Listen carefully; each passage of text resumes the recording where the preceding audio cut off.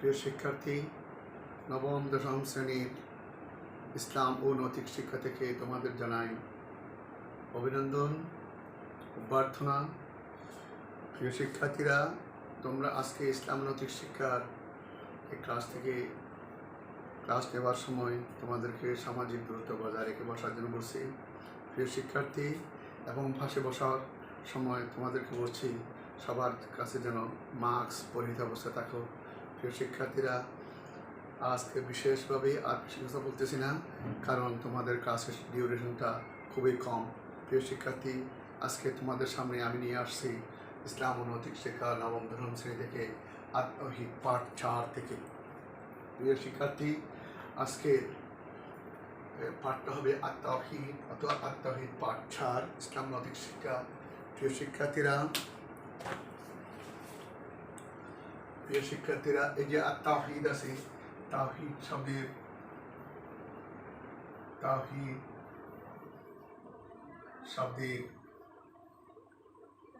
তাওহীদ শব্দ বলতে কি বোঝায়? তাওহীদের পরিচিতি এই শুরুতে আমি তোমাদেরকে একটু মনোযোগ সহকারে বুঝছি। তোমরা পাঠ্যপুস্তক একটি সামনে নাও, একটি কাগজ আর কলম নাও এবং মনোযোগ সহকারে তোমরা আমার কাছ থেকে একটু মনোনিবেশ করো। বেশিরভাগ আজকে তোমাদের জন্য পড়ার প্রথম শুরুতে নিয়ে আসছি তাওহীদের পরিচিতি। প্রিয় শিক্ষার্থীরা, তাওহীদ এটা আহাদ শব্দ থেকে। তাওহীদ শব্দের অর্থ একাত্মবাদ। তাওহীদ শব্দের অর্থ একত্ববাদ।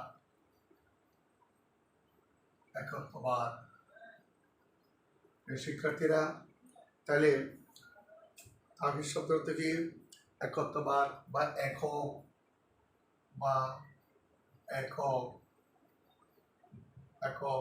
প্রিয় শিক্ষার্থীরা, আমি তোমাদের কাছে এখন যে তাওহীদ বলতে কি বোঝায়। তাওহীদ বলতে বোঝায়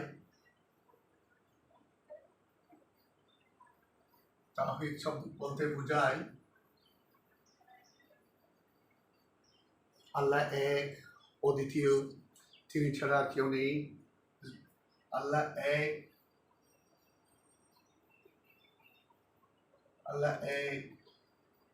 অদ্বিতীয়,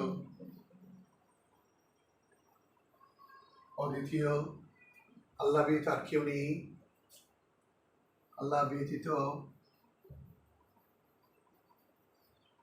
আর কোনো স্রষ্টা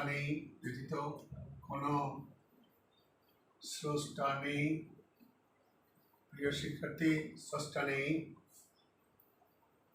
তাছাড়া রিজিকদাতা, বিধানদাতা হিসাবে আল্লাহ একমাত্র, আর কেউ নেই। কিন্তু আমরা যদি এর ব্যতিক্রম কোনো চিন্তা করি তাহলে এটা শিরকের অন্তর্ভুক্ত হয়ে যাবে। তাহলে প্রিয় শিক্ষার্থী, আমরা কেন আল্লাহকে এক হিসাব মেনে নেব? প্রিয় শিক্ষার্থী, কেন আমরা আল্লাহকে এক ও অদ্বিতীয় হিসাবে মেনে নেব? আল্লাহ রাব্বুল বলেছেন পাক কোরআনে, লাইসা কামিসলিহি শাই, অর্থাৎ কোনো কিছুই আল্লাহর সাথে সামঞ্জস্যপূর্ণ নয়। লাইসা কামিসলিহি শাই, অর্থাৎ কোনো কিছু নয় যে আল্লাহর সাথে তুলনা করা যায়। অর্থাৎ এই যে আকাশ, এই যে পৃথিবী, ভূমণ্ডল, নবমণ্ডল, পৃথিবী, আকাশ, যে জমি, এ গাছপালা, তরুলতা, চন্দ্র, সূর্য, সব কিছুই যে আল্লাহ রাব্বুল সৃষ্টি করেছেন, এভাবে আল্লাহকে অদ্বিতীয় হিসাবে মেনে নেওয়াকে বলা হয় তাওহীদ। প্রিয় শিক্ষার্থীরা, তাহলে আমরা তাওহীদ হিসাবে তাহলে কী করবো? যদি বলবো এই কাজটা কে করেছেন, তাহলে আল্লাহ আছেন। তাহলে যদি বলি এই কাজটা তো আমি নিজে করেছি। প্রিয় শিক্ষার্থী, মনে করো একটি আমি টেবিল বানালাম, তাহলে এটা তো আমি বানিয়েছি। তাহলে যদি এটা আমি মনে করি, তাহলে আল্লাহ হলো স্রষ্টা, আর যিনি বানান তাকে বলা হয় কি? প্রস্তুতকারী, অর্থাৎ কাসেব। আল্লাহ খালেক আর কি বান্দা হবে কাসেব, অর্থাৎ স্রষ্টা আর প্রস্তুতকারী। প্রিয় শিক্ষার্থীরা, সুতরাং আল্লাহ সেই হিসাবে এইটাও যে আল্লাহ সৃষ্টি করেছেন, এটা মেনে নেওয়ার পূর্বে একটা কারণ আছে। কারণটা হলো যে টেবিলটা বানাবার জন্য লোহা, পেরেক, গাছ, মাথা, বুদ্ধি, ব্রেন এসবই দিয়েছেন কে? আল্লাহ। তাহলে যদি আমার ব্রেন না থাকতো, যদি বান্দার ব্রেন না থাকতো, বান্দা যদি গাছের সাথে কীভাবে গাছ জোড়া দিলে একটা টেবিল হয়, গাছের গাছ জোড়া দিলে কীভাবে একটা পারিবারিক সম্পদ হয়ে যায়, সেটা সব কিছু দিয়েছে কে? আল্লাহ। সেজন্য আল্লাহ হলো স্রষ্টা, আল্লাহ খালিকুন, আল্লাহ খালিক, আর বান্দা হলে কাসের। আল্লাহ তাহলে গাছ গাছালি সব কিছু তৈরি করেছেন কে? আল্লাহ। সবগুলো তৈরি করার পর আল্লাহ আমাদেরকে বুদ্ধি দিয়েছেন, জ্ঞান দিয়েছেন। যেহেতু আল্লাহ বলছেন তোমরা তোমাদের জ্ঞানকে খাটাও, তাহলে তোমরা তোমাদের আসল কাজটি তোমরা উপলব্ধি করতে পারবে। সূরা ইয়াসিন স্পষ্টভাবে বলে দিয়েছেন, ইয়াসিন আল কোরআনে হাকিম ইন্নাকা লামিনাল মুরসালিন। তা কোরআনটা হলো কি বিজ্ঞানময়, অর্থাৎ আল্লাহকে বিজ্ঞান দিয়েছেন, কোরআন দিয়েছে, এলম দিয়েছেন আমাদেরকে। এলম মানে জ্ঞান। তাহলে আমাদেরকে যে আল্লাহ এলম দিয়েছেন, এই এলম মানে এই জ্ঞান দিয়েছেন। জ্ঞান দেওয়ার কারণে আল্লাহ আমরা এই যে আল্লাহ যে সৃষ্টিকর্তা বিধানদাতা, এটা আমরা বুঝতে পারি। কিসের মধ্যে বুঝতে পারি? আল্লাহর প্রেরিত রসুল মুহাম্মদ সাল্লাল্লাহু আলাইহি ওয়াসাল্লাম আমাদেরকে দুনিয়া প্রেরণ করেছেন, এবং প্রেরণ করার পর আল্লাহ রাব্বুল আলামিন যে আল্লাহর প্রদত্ত আল কিতাব আল কোরআন দিয়েছেন, সেটার শিক্ষা দেওয়ার জন্য মানব জাতিকে শিক্ষা দিতে তিনি একজন শিক্ষক হিসেবে নবী ও রসুল প্রেরণ করেছেন। সেই জন্য আমরা এটা বুঝতে পারি যে আল্লাহ হলো খালেক আর বান্দা হলে কি? কাসের। সুতরাং মানুষ যা করে তা প্রস্তুতকারক হিসাব থাকে, আর আল্লাহ করেন লব্ধ কোন দিয়ে, শব্দ কোন দিয়ে, কোন হয়ে যাও আপনি ফায়াকুন হয়ে যায়। ঠিক অমনি এটা বলে খালেকের রুল, আর ওইটা বলে কি? কাসেবের রুল। সুতরাং আমাদেরকে বুঝতে হবে এক কথায় যে আমরা যত কিছু, মানুষ যত কিছু করি সবাই আমরা প্রস্তুতকার বেশি করি। যদি বলে হয় আমরা সাগর মহাসাগরে যে সমুদ্রের জাহাজ ভাসতেছে, তাহলে এই যে সাগরে মহাসাগরে আকাশে যে বিমান উঠেছে, এসবগুলো ব্রেনটা কে দিয়েছে? আল্লাহ। শুধু এইভাবে দৃঢ়ভাবে এক আল্লাহ করেছেন, এক আল্লাহ যে জ্ঞান দিয়েছে সেই জ্ঞানের দ্বারা করেছে, এক আল্লাহ যে আমাদের আকল দিয়েছে সেই আকল দ্বারা করেছে, এক আল্লাহ যে বস্তু দিয়েছে সেই বস্তু দ্বারা আমরা প্রস্তুত করেছি। এভাবে মনে প্রাণে দৃঢ় করার নাম হলো তাওহীদ। প্রিয় শিক্ষার্থীরা, তাহলে তাওহীদের গুরুত্ব।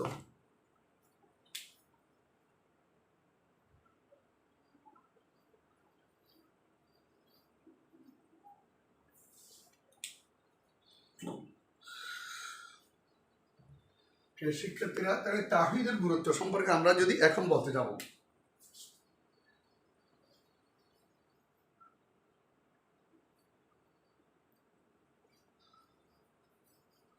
তাওহীদের গুরুত্ব।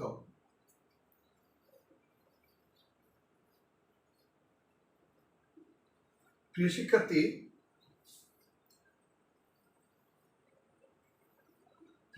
তাওহীদের গুরুত্ব। প্রিয় শিক্ষার্থীরা, একটু মনোযোগ করো। ঈমানের সর্বপ্রথম এবং প্রধান কাজটা হলো লা ইলাহা ইল্লাল্লাহ। ঈমানের প্রথম কাজটা কি? লা ইলাহা ইল্লাল্লাহ। অর্থাৎ ঈমানের সর্বপ্রথম কাজটি হলো আল্লাহ ছেড়ে, আল্লাহ কোনো এলাহ নেই, কোনো মাবুদ নেই, কোনো রিজিকদাতা, কোনো বিধানদাতা নেই। তিনি এক ও একক, লা ইলাহা ইল্লাল্লাহ। এবং মুহাম্মদ সাল্লাল্লাহু তার প্রিয় পুরুষ, প্রেরিত পুরুষ ও রাসূল। তাহলে এখানে তাওহীদের সর্বপ্রথম যে কাজটি হবে আল্লাহকে এক হিসাব গ্রহণ করে বাকি কাজগুলো করা। বাকি কাজ যারা করবে, অর্থাৎ তারপরে আছে আকিমুস সালাত ওয়া আতুজ যাকাত আছে, তখন নামাজ আদায় করো, রোজা রাখো, হজ করো, জাকাত দাও, এই কথাগুলো আছে। তো সব কিছুর আগে করতে হবে কি? লা ইলাহা ইল্লাল্লাহ, আল্লাহ ছাড়া কোনো ইলাহ নেই, এই নামে আমাদেরকে বিশ্বাস, মনে প্রাণে বিশ্বাস রাখতে হবে। প্রিয় শিক্ষার্থীরা, তাইলে মনে করো যদি আমরা এক আল্লাহ বিশ্বাস করলাম না, আর নামাজ পড়লাম, রোজা রাখলাম, হজ করলাম, জাকাত দিলাম, এগুলো কীরকম একটা তুলনা করা যায়। আমাদের দেশে মাছ ধরার জন্য হাঁড়ি আছে না, হাঁড়ির মুখে পানি বন্ধ না করে আমরা যদি হাঁড়িটা সেশন করতেই থাকি, তাহলে কি আমাদের হাঁড়িটা সেশন হবে? হবে না। তো হাঁড়ির সেশন করার জন্য সর্বপ্রথম যে কাজটি হচ্ছে সেটা হলো কি? হাঁড়ির মুখ বন্ধ করতে হবে, পানি যেন প্রবেশ করতে না পারে সেইভাবে, তাহলে হাঁড়ির মাছ চাষ করা হবে। তেমনিভাবে মুসলিম হতে হলে সর্বপ্রথম যে কাজটি, সেই কাজটি লা ইলাহা ইল্লাল্লাহ মুহাম্মাদুর রাসূলুল্লাহ। অর্থাৎ আল্লাহ ছাড়া কোনো ইলাহ নেই এবং মুহাম্মদ সাল্লাল্লাহু আলাইহি ওয়াসাল্লাম কি? রসুল। তাহলে আল্লাহ যে এক ও একক, এটা আগে মনে মনে বিশ্বাস হতে হবে, বাকিগুলো এরপরে। তাহলে প্রিয় শিক্ষার্থীরা, তাহলে আমরা তাওহীদ বিশ্বাস মানুষকে আত্মসচেতন, আত্মমর্যাদা করে। কি করে? তাওহীদ আমাদের কি করে? তাওহীদ তাহলে আমাদেরকে আমাদের মধ্যে আমরা যে মানব জাতি আল্লাহর প্রিয় বান্দা, সেই হিসেবে আমাদের মধ্যে আত্মসংস্কার সৃষ্টি করে। সৃষ্টি করে কী করে?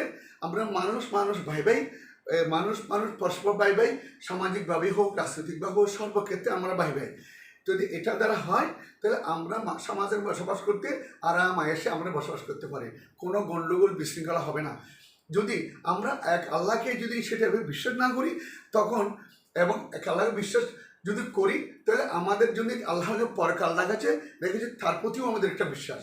যদি আমরা এক আল্লাহ বিশ্বাস না করি, আল্লাহ যে পরকাল রেখেছে তা বিশ্বাস না করি, তাহলে আমরা দুনিয়ার মধ্যে যেমন ইচ্ছে তেমন করব, যার যত শক্তি তার সব প্রয়োগ করব, এবং দুনিয়াটা হবে কি অনল, অর্থাৎ কি আগুনে জ্বলন্ত অগ্নিকুণ্ডের মতো হয়ে যাবে। সুতরাং যদি আমরা আল্লাহকে এক মনে করি, আল্লাহ যে বলছে পরকাল, দুনিয়ার জীবনে যতগুলো কাজ আছে সবগুলো কাজ সম্পর্কে আল্লাহর পরকাল হিসাব নেবেন। যেমন বলছে ওয়াল বাগাসে বাদল মত, মৃত্যুর বলছে মানুষ কবর থেকে উঠবে, ওঠার পর মানুষকে কী দেবে? আমলনামা দেওয়া হবে। কি বলা হয়েছে? ওই ঈদুল কবুর হবে সেরাত, কবর থেকে একটা মানুষকে উঠানো হবে, ওঠানোর পর মানুষের হাতে আমলনামা দেওয়া হবে। কারো আমলনামা ডান হাতে হবে, কারো আমলনামা বাম হাতে হবে। সুতরাং তাহলে ডান হাতে যাদের আমলনামা দেওয়া হবে তারা হল দুনিয়ার কালে আল্লাহর হুকুম মাফিক আল্লাহকে এক অদ্বিতীয় হিসেবে মেনে নিয়ে দুনিয়ার জীবনে তার প্রেরিত রসুল মাফিক, রসুলের আদেশ মাফিক দুনিয়ার কাজ করেছে। কেবল সেই হিসাবে তারা কি তাওহীদবাদী এবং রেসালাতবাদী। সুতরাং রেসালাতের রোলগুলি তারা কাজ করেছে, আল্লাহর প্রেরিত নবী মুহাম্মদ সাল্লাল্লাহু আলাইহি ওয়াসাল্লামের বিধান, যে বিধান দিয়েছে সেটা মেনে চলেছে, এবং নবী সাল্লাল্লাহু বিধান যে তৌহিদের বাণী নিয়ে এসেছিলেন সেই তৌহিদকে মানুষ সমাজ ঢুকিয়ে দিয়েছে, সেটা আমরা গ্রহণ করেছি। সেইভাবে আমার আমরা পরকালে যে আমাদেরকে জব্দি করতে হবে সেজন্য আমরা কি করেছি? আল্লাহ তো এটাও বলেছেন, অর্থাৎ আমাদেরকে দুনিয়ায় আমরা যত কাজ করেছি সব কাজগুলো কি করবে? আল্লাহ রাব্বুল আলামিন সেদিন কি আমাদের দিন জানাবে। সেদিনও কিছু মানুষ আছে, আগের যারা উম্মত বর্তমান যুগ যারা কাফের মুশরিক, তারা সেখানে আলোচনা বলবে, হে প্রিয় বান্দারা, তোমাদের কাছে কোনো নবী রাসূল যায়নি? তখন ওরা বলবে, হে আল্লাহ, আমাদের কাছে কোনো নবী রাসূল যায়নি।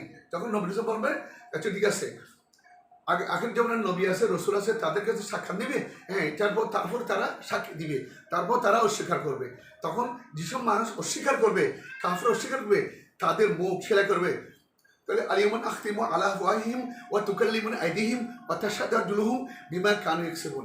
সেদিন কিয়ামতের দিন মানুষের মুখ সেলাই করা হবে, মানুষের তারপরে সেলাই করার পর হাত থেকে জিজ্ঞাসা করবে, ওয়া তাশহাদু আরজুলুহুম, তাহলে আফওয়াহিহিম তুকাল্লিমুনা আইদিহিম, হাত দুটি কথা সবগুলো অকপটে বলে দিবে। দুনিয়ার কালে তারা কী কাজ করেছে এগুলো সব অকপটে বলে দিবে। অর্থাৎ সাদার জন্য পা যা বলবে, হাত যা বলেছে সবগুলো পা সাক্ষী দিবে বিমা কানু ইয়াকসিবুন, দুনিয়ার কালে তারা যা করেছে। সুতরাং মিথ্যা বলার কোনো সুযোগ নেই। নবী এসেছে, রসুল এসেছে, তারা যে বাণী দিয়েছে তাওহীদে বিশ্বাস করতে হবে, রিসালাতে বিশ্বাস করতে হবে, এসব কিছু দৃঢ় থাকতে হবে। প্রিয় শিক্ষার্থীরা, এখন আমি তোমাদের কাছে যাচ্ছি আল্লাহ তাআলার পরিচয়। আল্লাহ তাআলার পরিচয়।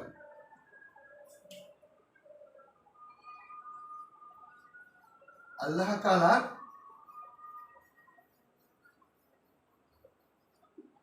তাআলার পরিচয়।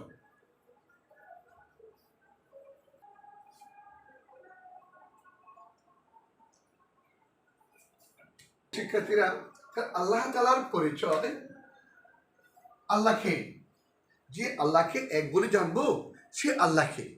তাহলে আমরা আল্লাহ রাব্বুল আলামিন সম্পর্কে আমরা আগে জানি আল্লাহকে।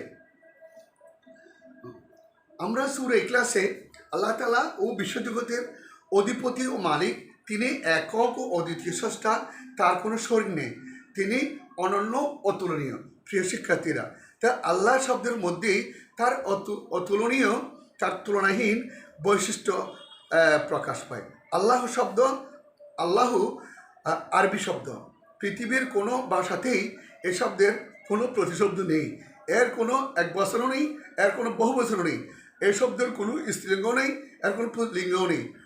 এই শব্দটি একক অতুলনীয়। আল্লাহ তাআলা তদ্রূপ, তিনি তার সত্তা ও গুণাবলীতে একক অদ্বিতীয়, তার সমতুল্য ও সমকক্ষ কিছু নেই। আল্লাহ তাআলা বলেছেন, কুল হুয়াল্লাহু আহাদ আল্লাহুস সামাদ লাম ইয়ালিদ ওয়া লাম ইউলাদ আল্লাহ ইয়াকুল্লাহু কুফুয়ান আহাদ। প্রিয় শিক্ষার্থীরা, তোমরা সূরা ইখলাস পড়েছ, কোরআন শরীফের মধ্যে সূরা ইখলাসের অনুবাদটা কি বলছে এখানে? কুল হুয়াল্লাহু আহাদ। হে রাসূল সাল্লাল্লাহু আলাইহি ওয়াসাল্লাম, আপনি বলুন আল্লাহ এক ও একক, আল্লাহুস সামাদ, আল্লাহ কারো মুখাপেক্ষী নন, সকলে তারই মুখাপেক্ষী। লাম ইয়ালিদ ওয়ালাম ইউলাদ, তিনি কাউকে জন্ম দেননি এবং তাকেও কেউ জন্ম দেয়নি, আর তার সমতুল্য কেউ নেই। ওয়ালাম ইয়াকুল্লাহু কুফুয়ান আহাদ, তার কোনো শুরুও নেই শেষও নেই। তো প্রিয় শিক্ষার্থীরা, তাহলে তার সমতুল্য কেউ নেই। তাহলে এখানে আল্লাহ আহাদ, আল্লাহ এক ও অদ্বিতীয়। তাহলে এইভাবে আরও আছে, আমরা আল্লাহু লা ইলাহা ইল্লা হুয়াল হাইয়ুল কাইয়ুম লা তাখুযুহু সিনাতুহু ওয়া লা নাওম লাহু মা ফিস সামাওয়াতি ওয়া মা ফিল আরদ মান যাল্লাযী ইয়াশফাউ ইনদাহু ইল্লা বিইজনিহি ইয়ালামু মা বাইনা আইদিহিম ওয়া মা খালফাহুম ওয়া লা ইউহীতুনা বিশাইইন মিন ইলমিহি ইল্লা বিমা শা, যাকে বলি আমরা আয়াতুল কুরসি। আর বাকি অংশ থাক। তাহলে প্রিয় শিক্ষার্থীরা, তাহলে কুল হুয়াল্লাহু আহাদ, তাহলে তিনি এক ও একক, আল্লাহ সামাদ, আল্লাহ তিনি কারো মুখাপেক্ষী নন, তিনি কারো মুখাপেক্ষী নন, তিনি কারো কাছে জন্ম নেননি, তার কাছ থেকে কেউ জন্ম নেয়নি। ওয়ালাম ইয়াকুল্লাহু কুফুয়ান আহাদ, তিনি একক, তিনি যথেষ্ট। তিনি আরও বলা হচ্ছে কোরআন শরীফে দেখা যাচ্ছে হুয়াল আউয়াল হুয়াল আখির ওয়াল জাহির ওয়াল বাতিন ওয়া হুয়া বিকুল্লি শাইইন আলিম।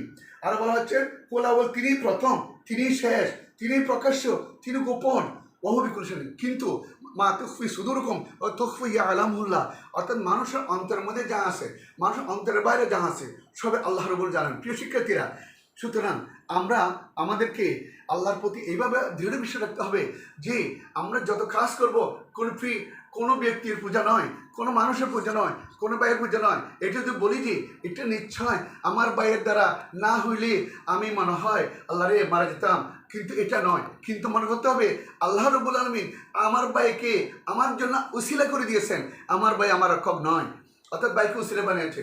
প্রিয় শিক্ষার্থীরা, যদি আজকে মনে করি যে আজকে যদি আমি 100 টাকা না পেতাম, বাজার করতে পারতাম না, আমার চাচা আমাকে 100 টাকা দিয়েছে, 100 টাকা না দিলে আমার বাড়ির সবাই উপোস থাকতো। প্রিয় শিক্ষার্থীরা, আমরা যে বলি আল্লাহ তুমি রিজিক দাতা, তুমি রাজ্জাক, তুমি যে রিজিক দাতা, আল্লাহ রাব্বুল আলামিন মনে করতে হবে আমার ছাসার 100 টাকার মধ্যে আমার ছাসার বলে দিয়েছে তুমি এনাকে ব্যবস্থা, অর্থাৎ আমার ছাসার মধ্যে দিয়ে আমাকে 100 টাকার মধ্যে আমার রিজিকের ব্যবস্থা করেছেন।